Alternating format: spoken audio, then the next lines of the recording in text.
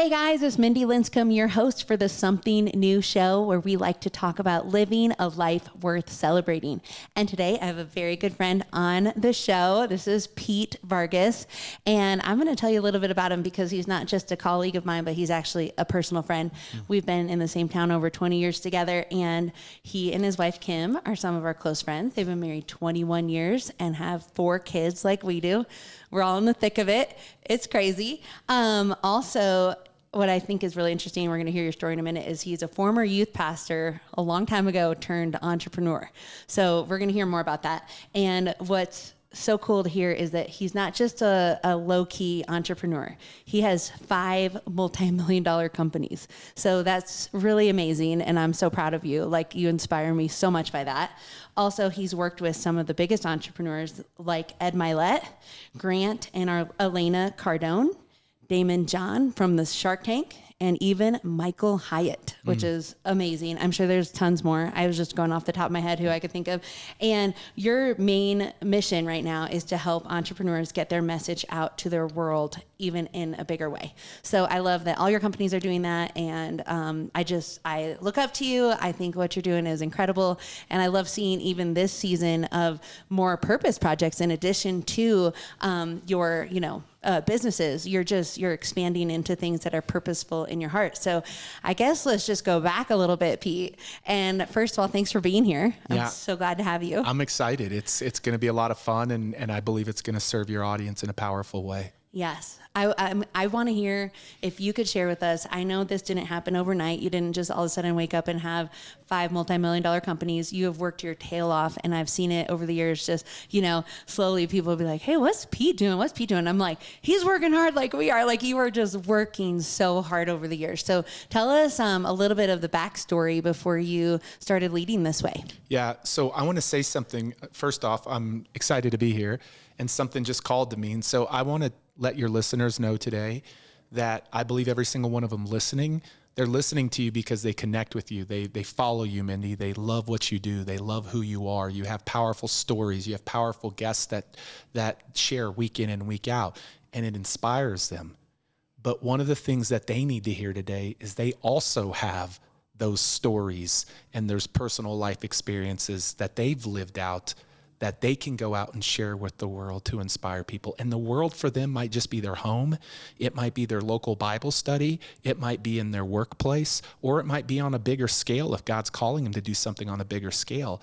But I want to make a promise to everybody listening today.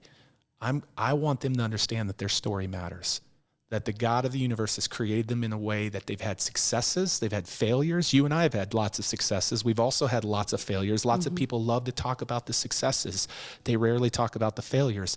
But those successes and failures are what help people who were once our former self be able to understand how to bypass a lot of the ups and downs that they don't have to go through because of our stories, including stories we share with our kids. I think a lot of parents go straight for the head of a kid. They go straight and say, you don't do this, or you stop doing this. And if they would just reach their hearts, and how do you reach a heart? You reach a heart by connecting with the story. And so one of the things that we're going to do is I'm going to share a story with your listeners about you at the very end.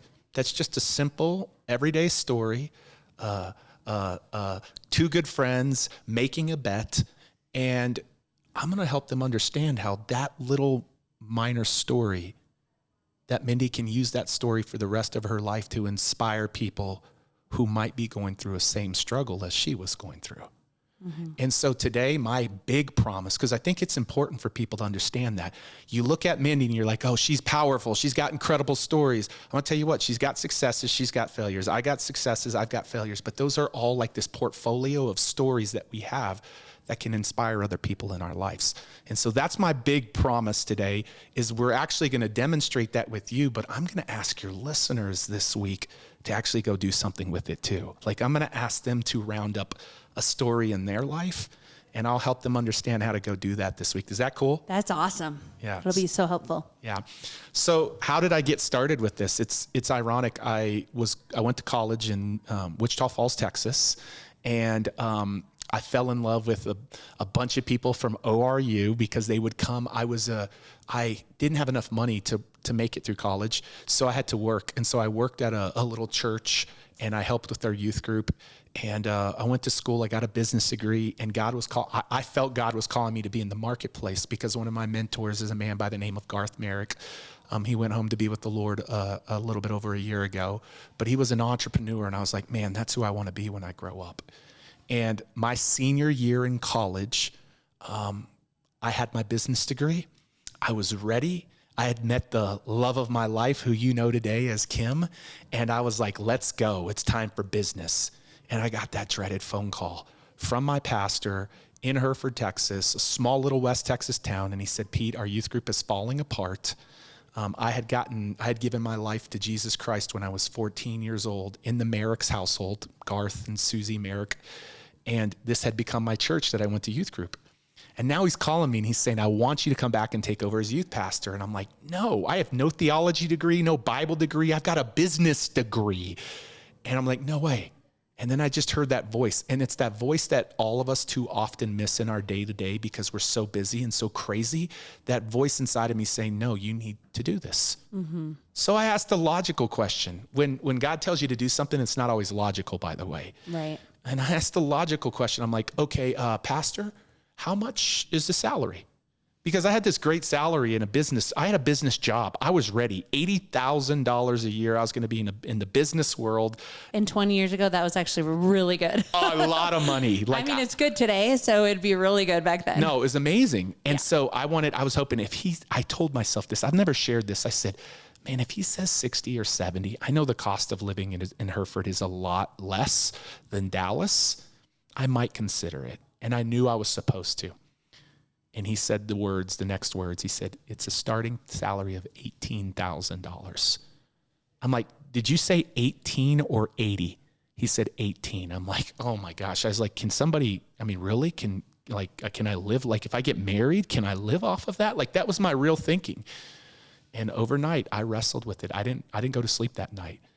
And I woke up the next morning and I knew without a shadow of a doubt that I was supposed to be the youth pastor of Hereford Church of the Nazarene. Went and took it over. I walked into the church. I wrestled with this idea. I talked to Kim at the time and she's like, listen, you got to go where your God's telling you to go. And so I went and took it over. And I thought I was taking over this youth group that had a few dozen kids. When I was there was 100 kids. But now all of a sudden there's a few dozen kids. That's what I was told. It's pastor's math. They tell you how many people are coming, but really it's a little cushion. It's a little cushion. They consider staff and all of the, people who are in the building at the time. Cause Kim was with me my first Wednesday night. Kim's my wife of 21 years. And my first Wednesday night, there were 3 girls there. Jory, Stacy, and Mackenzie. 3 girls. That's it. At the youth group in this big youth facility. It seated 60 or 70 kids. So think about walking to a youth building with 3 girls. And Kim and I are like, okay, what do we do? And I looked at those girls. I actually took them. I was like, let's go get a drink. Let's go get a Sonic, or let's go somewhere. Let's get out of here, because it was swallowing up the size of this youth group, like this youth building. Yeah, let me just get to know you. Yeah, let me get to know you because it's awkward in here. And I told those 3 girls something. I said, Jory, Stacy, and Mackenzie, I said, you guys get behind me. I'm going to bring in powerful people who have powerful stories to come speak to the youth group. Some might be famous. Most won't be, because I don't have the budget to bring famous people in here or named people in here. And they're going to share their stories. And their stories are going to impact the kids so much that this youth group will start a chain reaction of growing. I want to tell you what, you want to start seeing things moving in your life, start sharing stories. One metric that most people don't keep track of in their business or in their life is how often they share their story. And I'll get to that in a minute. If they start doing that more every week, they'll see their business explode. They'll see the culture of their family explode. They'll see their finance, they'll see every area explode if they begin their health explode, if they will just share those stories. So I said, you 3 get behind me. It's your job to get some kids in this building when I bring a speaker. And it's my job to get the speaker to share the story. And so I brought in probably 36 speakers in 4 years into Hereford, Texas. Some of them were Harlem Globetrotters or Dallas Cowboys, but most of them were people who just lived in the Panhandle who I knew had a powerful story about faith or about relationships or about generosity or about thinking like an entrepreneur. I brought Garth Merrick in to speak to my kids about thinking like an entrepreneur. So I brought in all these speakers, and my youth group grew from 3 kids to 800 kids in a town of 15,000 people. It was incredible. The largest youth group per cap in the United States. There's not a bigger one. I mean, you got like 5% of the population coming to your youth group. Yeah. And we saw thousands of young people commit their lives to Jesus.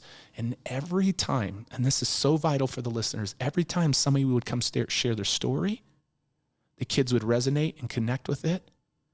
And they would want to be better, or I want your listeners to hear this, or they would want to overcome a problem and challenge in their life because they saw somebody who shared a story of overcoming a problem or challenge.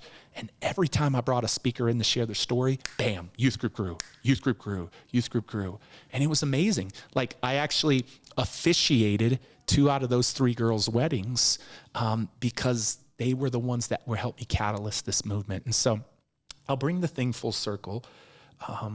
About the 20th speaker that I brought in, one of my mentors called me and he said, Pete, you've got to bring in Daryl Scott. We just had him in Grove City, Ohio. He was the pastor at the largest Nazarene church in the United States. His grandkids came to my youth group and he said, you do whatever it takes to get Daryl Scott there. It's like, he's got a fee. He's like, you go talk to the cattle guys, you go talk to Garth Merrick, you go talk to whoever you have to in Hereford, Texas. You go share the story with them of how much he impacted me. Now watch how powerful story is.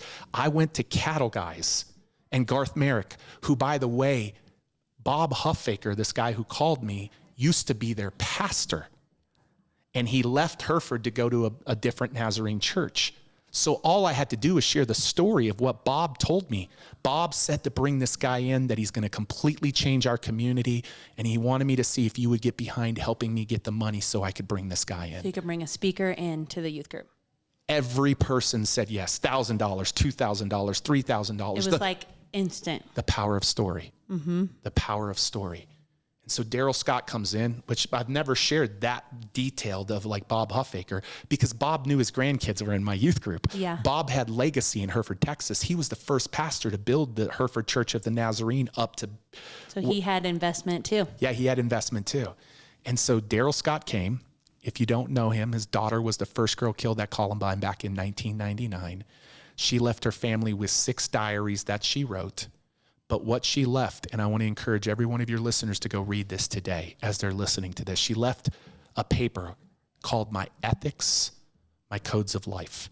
She wrote it 1 month before she was killed at Columbine. She was the first victim killed at Columbine. She died for her faith on April 20th, 1999.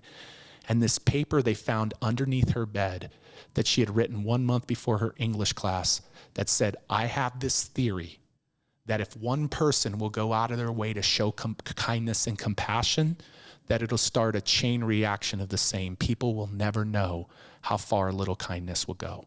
Her paper wrote about that, what she stood for. A lot of us don't know what we stand for. Mm-hmm. Her 1 page, you know what Rachel Joy Scott stood for.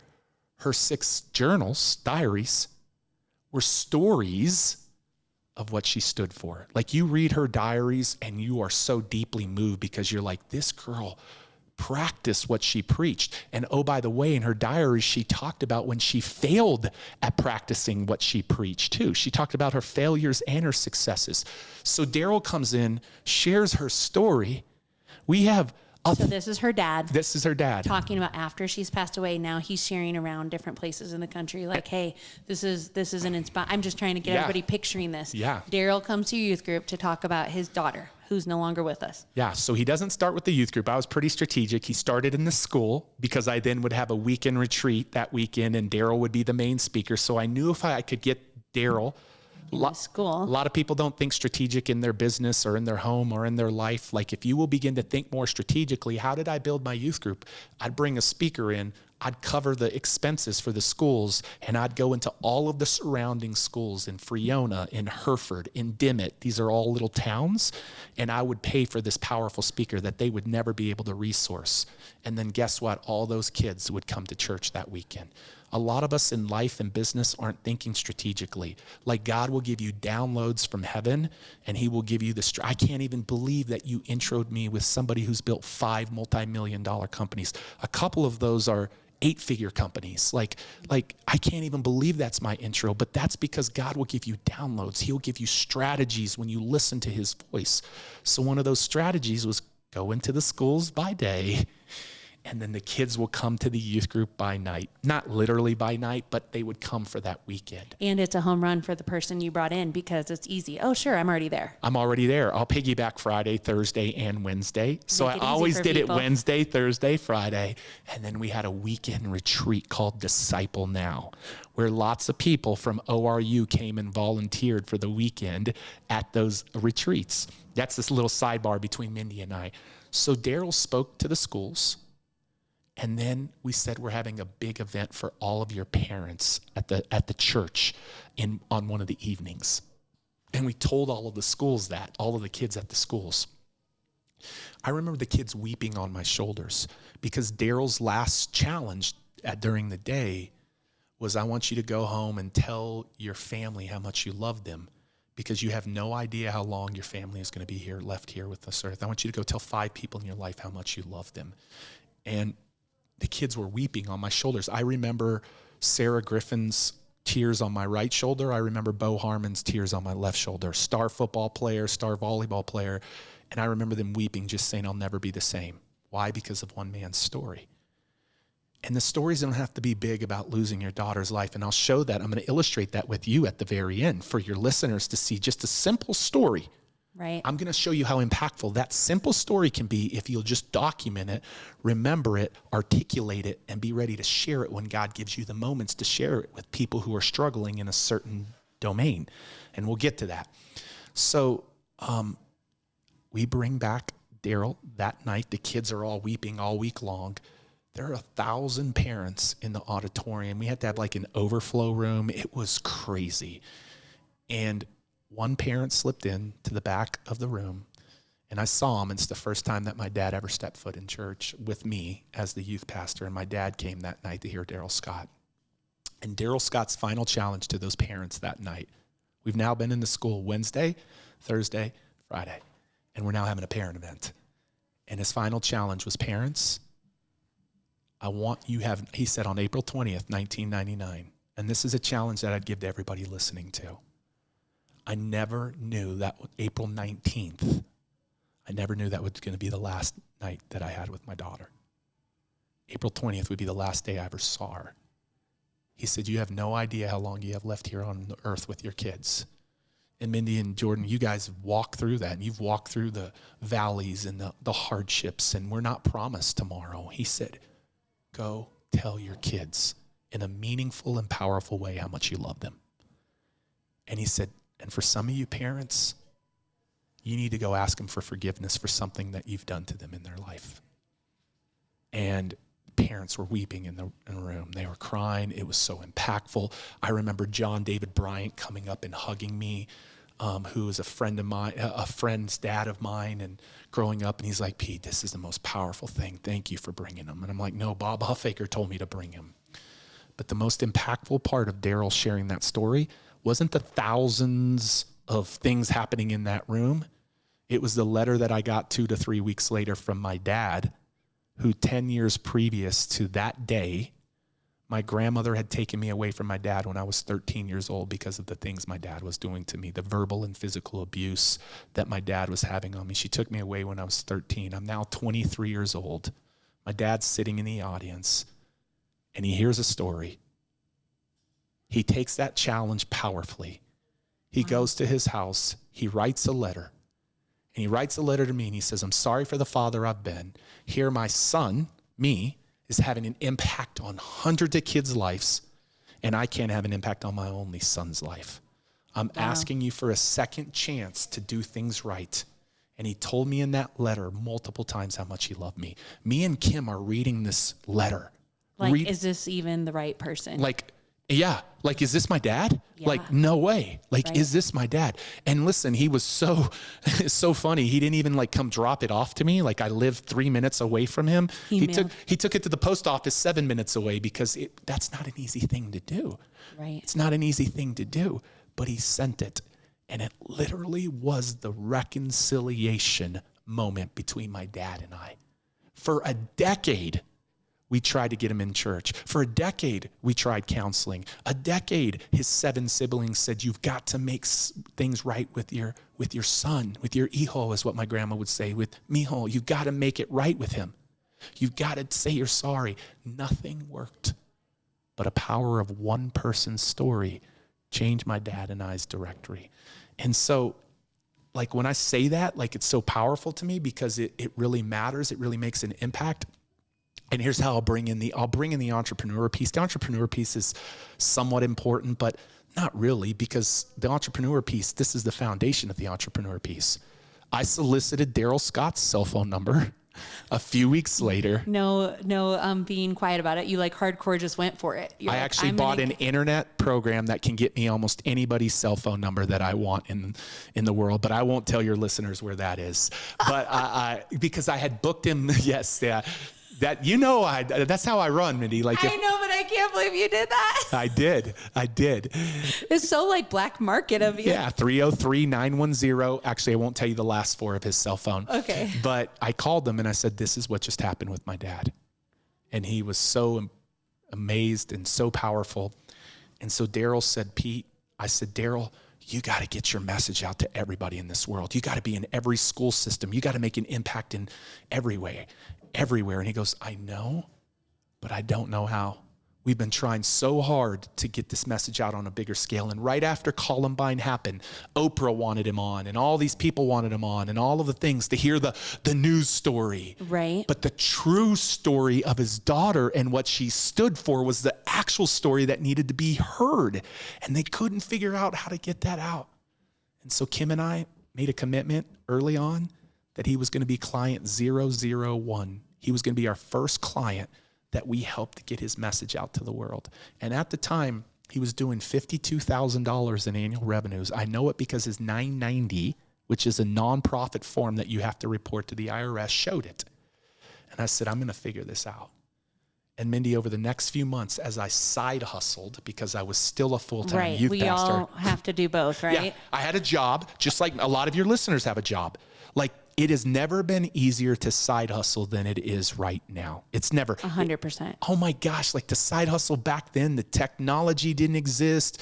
Oh man. Nothing existed. I was tutoring kids in Spanish, mijo, and I was teaching piano lessons on the side while I started this business just to like get groceries. Yeah. Like side hustle's real. Yeah. And by the way, side hustle back then, even 10, 20 years ago was a lot harder. Like things are so easy, the tools, the technology, what's available for us, but I won't get into that. So we helped him and we started helping him craft his message, craft his story. We started helping him get in front of the people that he wanted to share that story with. We helped him create products and services that he could leave behind with the schools to make a difference in the schools. And before you know it, a few short years later, we've taken him from $52,000 to $7 million in annual revenues. He went from impacting thousands of kids to impacting millions of kids in school systems. We began to see a teen suicide prevented every day and a school shooting prevented every single month because of the power of that story being told in schools all across the world, literally. And that's where my entrepreneur journey started. We started with him. Yeah. And I'm grateful to say today, we have over 100,000 customers all across the world that in some shape or form have invested as customers in courses or workshops or trainings or consulting, a lot of stuff that we do. Really quick, tell us where, if they wanted to read about it, where would they go? Yeah, I mean, they can go to advanceyourreach.com, advanceyourreach.com. Okay. But that's what we've helped people do. But I just believe so much in the power of the story. Like I do. Nothing got my dad's attention. And finally, one man's story got my dad's attention. And now all of a sudden, our relationship has now overcome what it couldn't overcome before the story. Like, we're now reconciled. Today, an incredible relationship with me and my kids. My kids love them, and they can't even picture the dad that I talked about because of the grandpa that they have today. And I believe a huge part of that was what happened 20 years ago. Oh, for sure. And I mean, I'm sure it's like almost like a second coming to life. Like, it's like a new birth, because when you think about, even through some of my journeys, like, I just realized what's really important to me. And I'm so thankful that now I spend time on those things instead of the things I used to spend time on. Yeah. And I'm sure your dad is having those moments of like, I get to enjoy my grandchildren where I never would have maybe known them unless I had that life change, that now I can do the things that matter most. Yeah. Yeah. So that's the journey. The very first company we started was Advance Your Reach. It's, almost 20 years old. About a decade or 12, 15 years in, we started another company, and we just continued to start companies. Not all of them have to do with that, but most of them have to do in that domain. I mean, just like one of them or two of them have nothing to do with that, but they're still connected. Like one of them, they're all connected in some way. So that's what we get to do.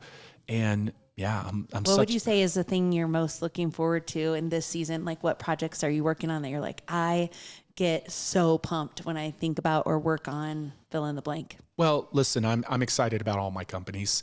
Gotta put that in there. And I spend a significant amount of time on all of them, distributed between them all. But I am really excited about a project that my wife and I are tackling this year. And it is to empower people to get their story out to the world, to get it out to their families, to get it out to their communities. My wife has been a part of a story group here for the last 5 or 6 years with 5 women that she didn't know any of them really. And today they're so connected, and the common theme is the power of story. So we're working on a project. It's kind of under wraps right now, but it has the potential to be the biggest thing that I've ever done in my life. And it's all about helping people get their stories out, especially to their kids and their grandkids, for legacies to come. Mm-hmm. So yeah, that's what I'm most excited. Well, probably the most excited about right now. That could change in 12 minutes as an entrepreneur. Yes, it could. Yes. No, but I love it, because that's something last month 2 months ago we were talking about, is just spending time intentionally talking about your family values with your kids and your grandkids and telling story, and just being so much more aware that, what we do shapes the future generations. And I love the few days that we got to spend together in Oklahoma, but it was powerful. And just the intentionality that you take, that Kim takes, and the business owners that you're with take to make sure that that you communicate clearly what your family is all about and why you do certain things, and then like those values connected to a story get passed on as the legacy lives on. Yep, completely. Yeah. Yeah. Okay, well, what were you circling back to? What were you gonna? Yeah. So, one of the things I want to say to the listeners is a lot of the times you think of story and you think it has to be a big story like Daryl Scott. First thing I want you to do, if you're listening to this, is I want you to understand that you have stories where you have overcome in your life, that if you will simply begin to document those stories as the listener, and then you will find the places. God will open up the doors of the places for you to share those. So one of the things I do is I actually have a story journal, and maybe we can link it back to this podcast episode. I'll give it as a free gift to everybody. It's just a story journal, and a story journal is simply a spreadsheet, a fancy spreadsheet that I will document a story. Like last week, I documented a story as I was out and hiking and something happened. And I'm like, wow, I'm going to get to share this one day. I walked 300,000 steps last week, which is 43,000 steps a day, which is almost a marathon a day. Like almost a marathon a day. I'm going to get to share that story because I remember the day when I'm like, I can't get 10,000 steps. And now I'm getting 43,000. So all I would do, and man, this could have been when I got 10,000 steps and I couldn't get 10,000 steps. The story continues to evolve because you continue to evolve. You continue either to go forward or backwards. If you're like, no, I'm comfortable where I'm at, I'm going to tell you something. You're going backwards. You're either moving forward Or sliding backwards. Or sliding backwards, whether you're maintaining or going backwards. Because we're always moving. Yeah, period. So it's like, which direction do you want to go? Which direction you go. 1/3 of it gets you forward. The other 2/3 gets you backwards. Like if you're like being lazy and being out of sorts and doing nothing and being like just being sloppy in life, like you're moving backwards. I think we all know that. But if you're just maintaining, I'm telling you, you're moving backwards. Like you might not think that, but you are. And so like the path of progression of moving forward is one of the things I do is I document stories. And I document stories with my kids. I document stories with my wife. I document stories in my business. I document stories with my health. There are 3 major things that every person in this world cares about growing in. You want me to share those? Yep. 3 areas. I'm trying to guess them while you're talking. Yeah, they want to understand how to be better in their health, in their wealth, and in their relationships. Health, wealth, relationships.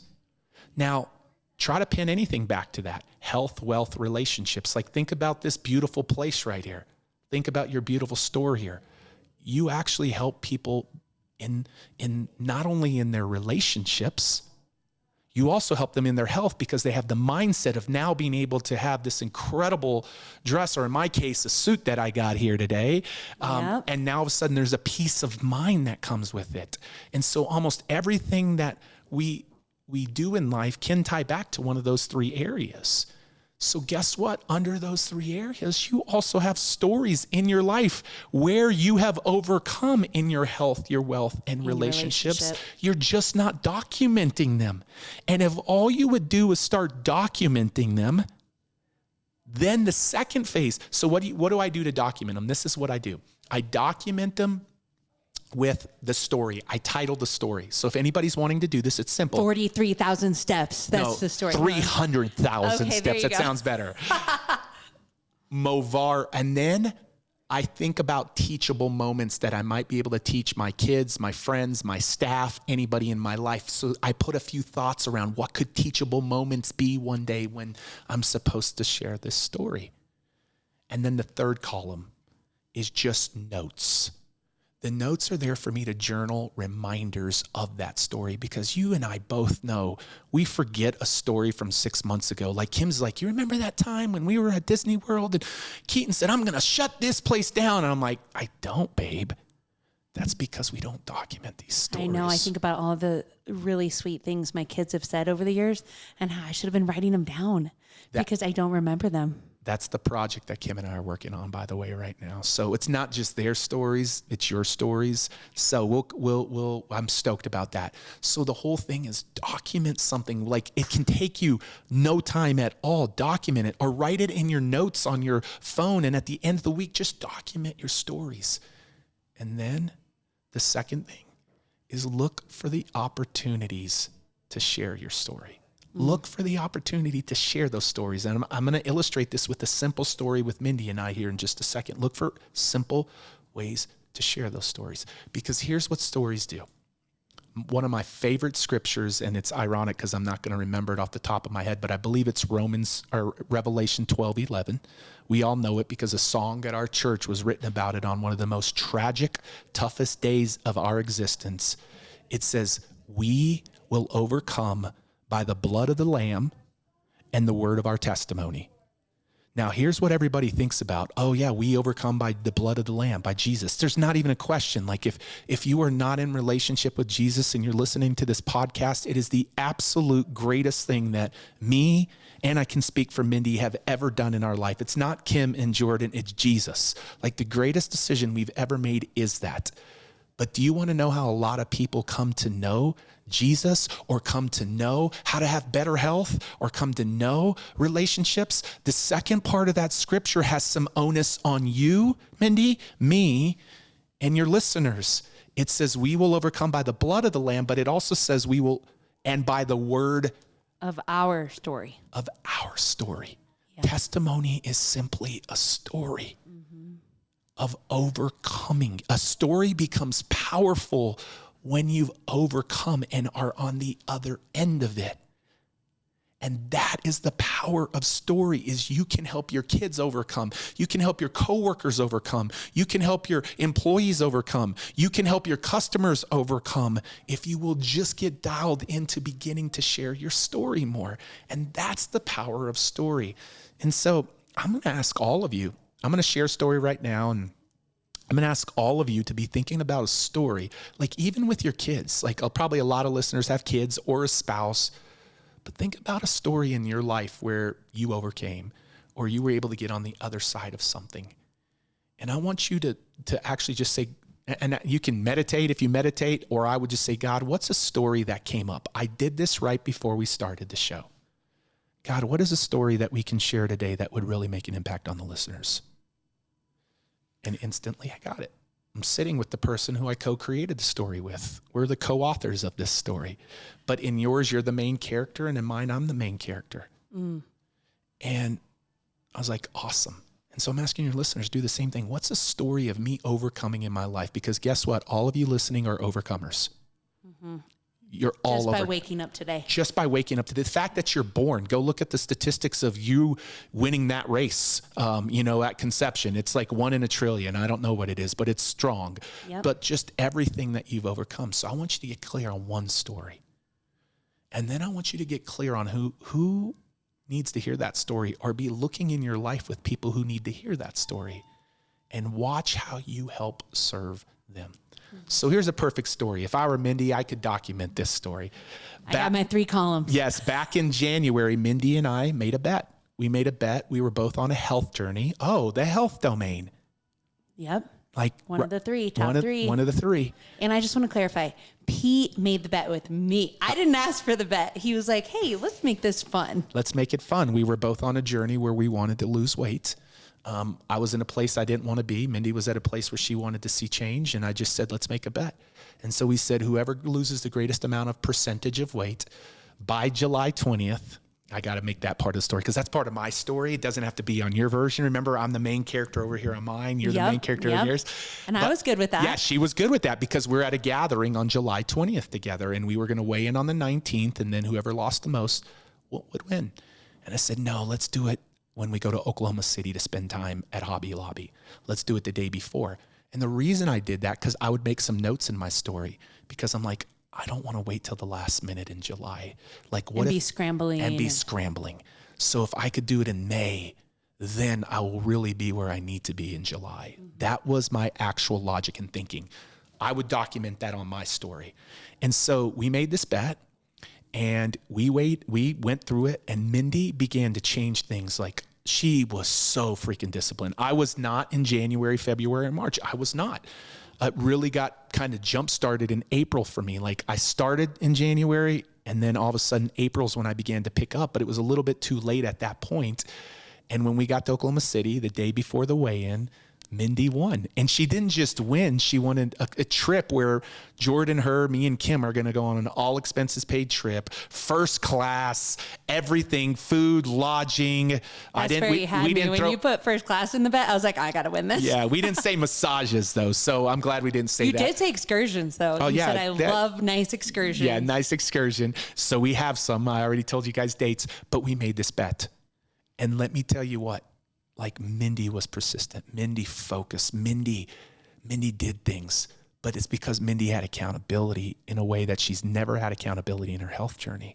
So she could craft that story right now with somebody in a health challenge that's trying to do something.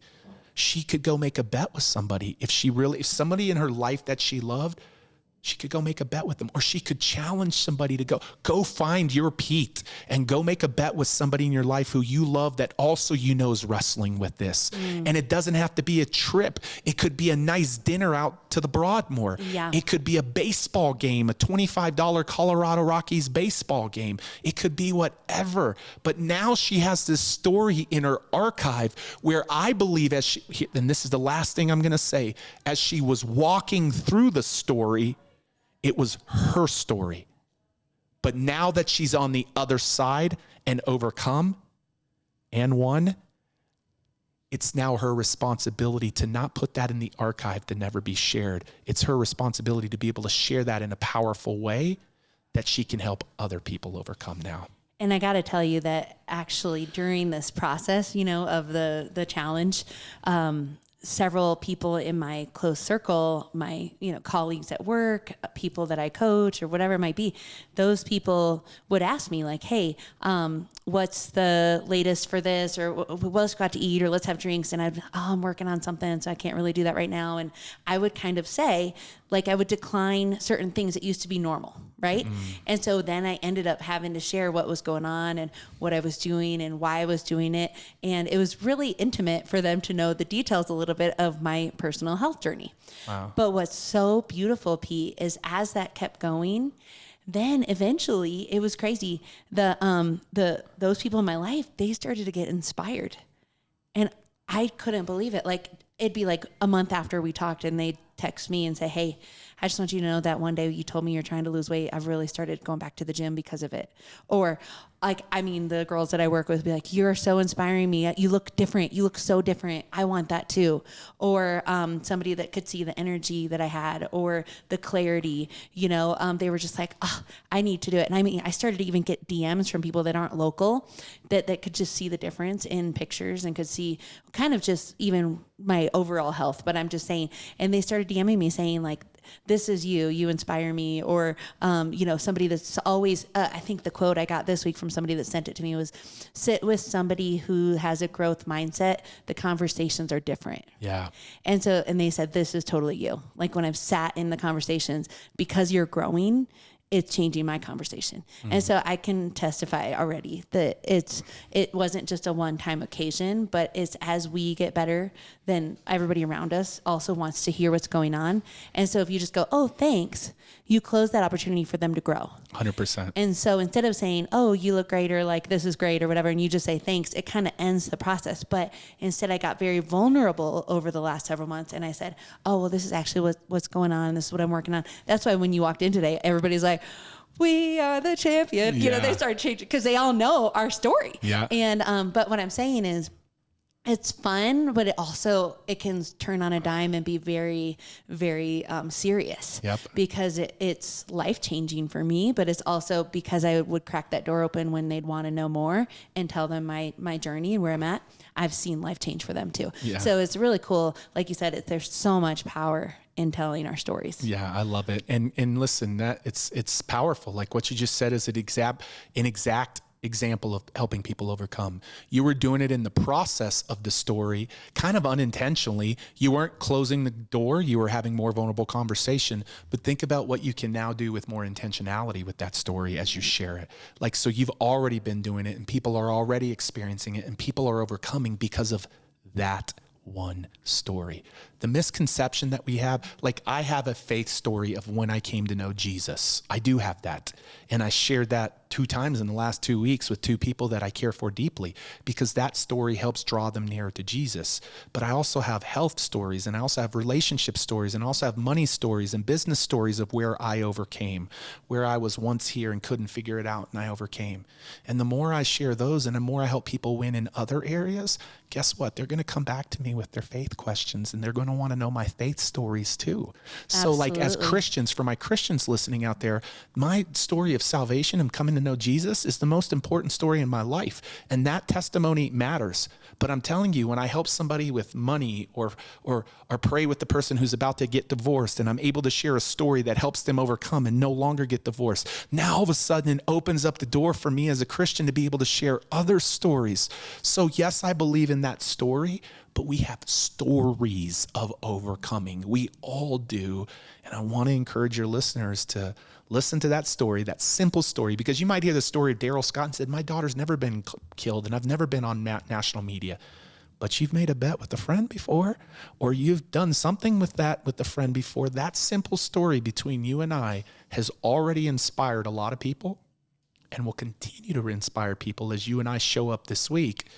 And if we'd have stuck with the original date, I would have won this July 20th. I just want that noted on the podcast. I don't think you would have. I still think I would, even if it's by a little bit. Yeah, it would have been closer for sure. Yeah, it would have been closer. No, I love it. And I just want to encourage too, a lot of listeners are business owners. And I think it's important that we do enter into vulnerability a little bit more than maybe a lot of times we put I have to be professional. I have to keep that esteem between myself and my employees and, keep it really kind of guarded. And what I've noticed is the more real I am, I'm still mindful, right, to not overshare, but the more real I am about what I'm going through or what I'm working on, or maybe why I'm making a decision, because sometimes I'll just make a decision and they don't maybe understand why. I'll tell the story of where I'm coming from.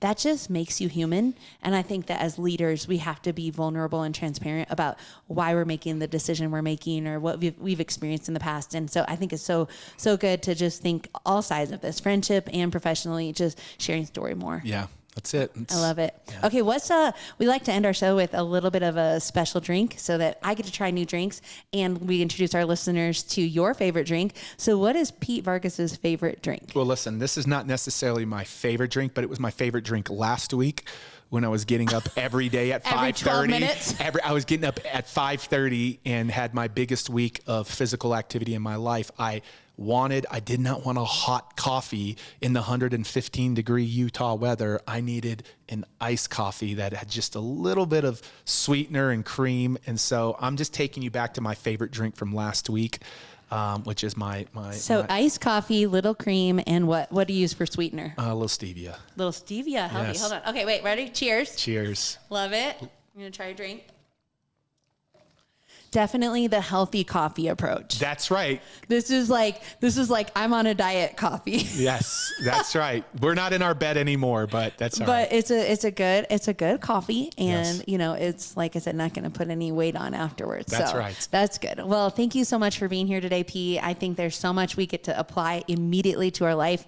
I'm so glad you're here with me, and I know you got such a busy schedule. So thanks for being on the Something New show. It's great to be with you. Yeah. So if you guys enjoyed today's episode, I would very much love a comment, a like, and especially a subscribe. And please join us again where we like to learn how to live a life worth celebrating. Bye-bye.